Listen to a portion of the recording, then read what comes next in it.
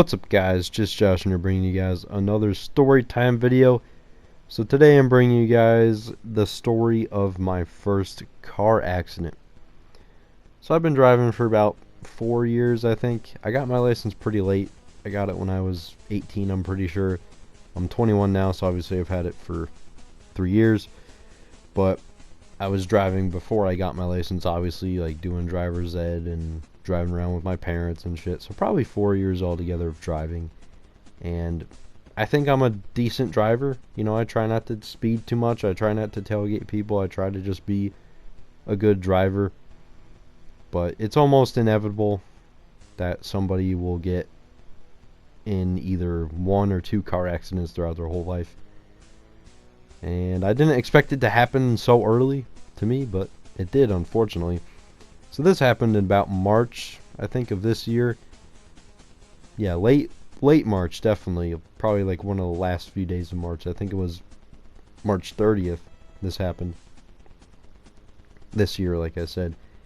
So, yeah, I was making the drive to my college. If you guys don't know, I'm in college for music production.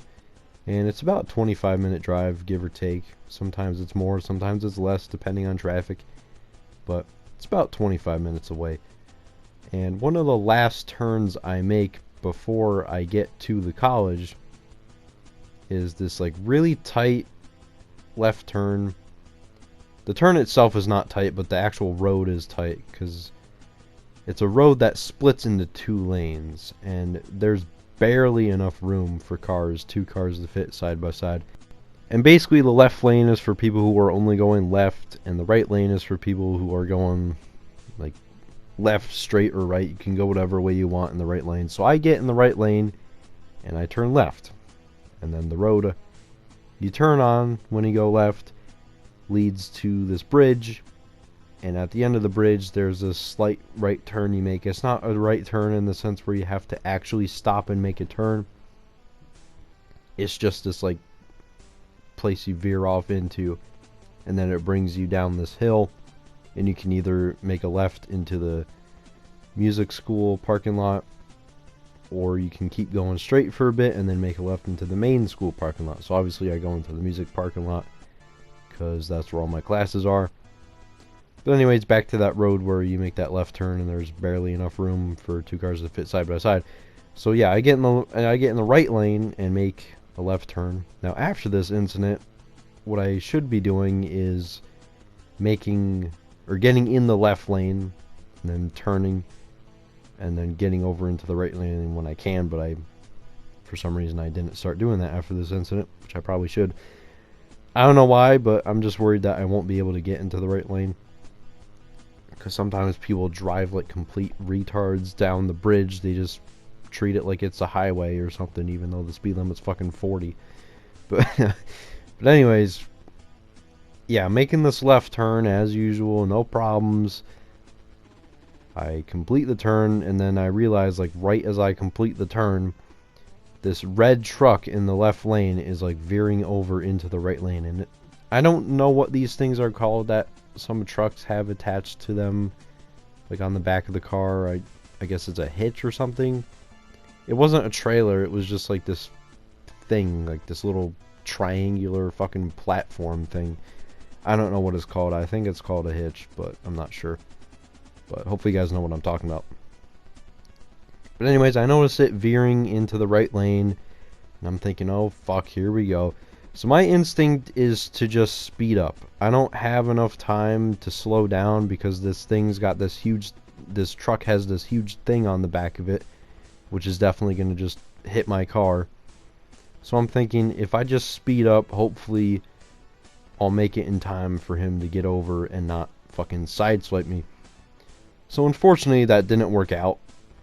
And I know what you might be thinking, oh, you could have just honked the horn. Again, I don't know if he would have heard in time or reacted in time to not hit me. Maybe he would have. I don't know. I wasn't really thinking straight at this moment. So I just floored it. And yeah, he ended up sideswiping me. But it could have been a lot worse, I think. Basically, the right front side of his car collided with the back left of my car, like above the back left wheel, right right next to the, right under the gas tank a bit to the left. So yeah, it was still a pretty significant bump, and yeah, that just really sucked. But obviously, like I said, I think it could have been a lot worse. I mean, the whole side of his car could have collided with mine, or like that hitch thing on the back of the truck could have collided with the side of my car, so it could have been a lot worse. Like in that case, my car just would have been completely fucked. But one kind of, not small, but one bump is better than the whole side of the car being completely fucked. But anyways, right after this happened, I'm just like, God damn it. So I try to pull over when I can, but the guy just keeps going, so I guess it's kind of a hit and run type thing, maybe. I don't know. I don't know the logistics behind that. But yeah, so I go to the college parking lot. I text a picture of it to my dad, and I call him to tell him what happened. And then I go to my classes for that day. I get back home, and then me and him drive to the police department of the town where the college is at. So it's in a different town from the town where my actual house is.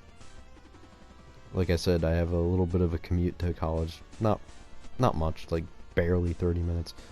But anyways, yeah, I had to talk to the officer, give them the details of what happened. They fill out a whole report, and they said they'd try to find the guy, but obviously nothing ever came of it. Nothing ever really does in these hit and run type cases, or whatever you want to call it. I didn't think to grab the license plate because the guy was behind me by the time the collision happened. And then even when I tried to pull over and the guy drove past, I think the hitch thing kind of covered it up. Or maybe sometimes when they have like those hitches or trailers, they'll have a license plate on the back of that. But I didn't think to grab the license plate. Still, even if I did, nothing probably would have came of it anyways. Nothing ever really does in those situations, like I said.